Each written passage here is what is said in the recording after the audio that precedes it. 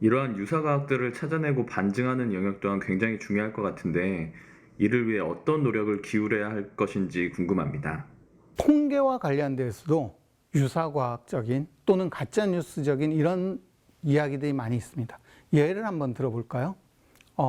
작년에 전 세계에서 GDP 2위가 어디였냐면 중국이었습니다. 1위는 미국이었고요. 자, 그러면서 중국이 굉장히 잘 살게 됐다라고 얘기를 합니다. 그런데 앞에 통계와 뒤에 말은 아주 자연스럽게 이어지는 것 같지만 사실은 거짓말하는 겁니다. 왜 그럴까요? 중국의 GDP가 전 세계 2위인 거는 맞습니다. 하지만 1인당 GDP를 보면 그렇지 않다는 거죠. 중국은 인구가 14억 명입니다.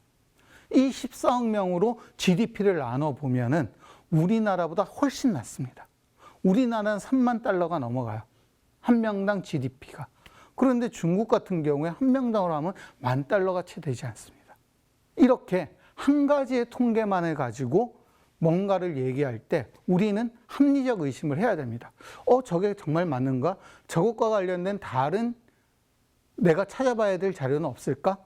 이런 것들을 같이 고민해 봐야 될 필요가 있는 거죠. 흔히 세상은 복잡하다라고 얘기하잖아요. 과학도 마찬가지입니다. 특히나 과학이 많이 발달한 현대는 더 복잡합니다. 그래서 한 가지 발견, 한 가지 발명 또는 한 가지 증명만 가지고 모든 것이 해결되는 경우는 거의 없습니다. 어떤 새로운 얘기가 나올 때 그것이 과학과 관련된 얘기라면 그것과 관련된 다른 주장과 주의, 다른 근거가 없는지 다시 한번 합리적 의심을 해볼 필요가 있다고 생각이 듭니다. 네, 앞서 말씀드린 것처럼 유사과학이 굉장히 다양한 영역에서 퍼져 있는데요. 이거를 검증하고 반박하기 위해서는 사실은 전문적인 지식이 필요한 경우가 꽤 있습니다.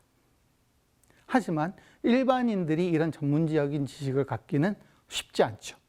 그래서 과학자들이 해야 될 몫이 있다고 저는 생각을 합니다. 하지만 과학자들은 자기 분야의 연구를 하기에도 사실은 굉장히 바쁜 사람들이거든요.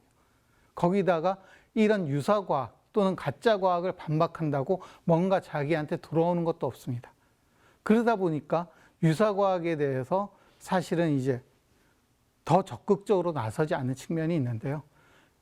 과학도 사회의 일부라는 측면에서 그 다음에 유사과학이 사회에 끼치는 폐해가 굉장히 크다는 측면에서 생각해 봤을 때 앞으로 과학자들도 이런 유사과학을 반박하고 그 다음에 없애는데 조금 더 힘을 많이 보태야 되지 않을까 그렇게 생각하고 있습니다.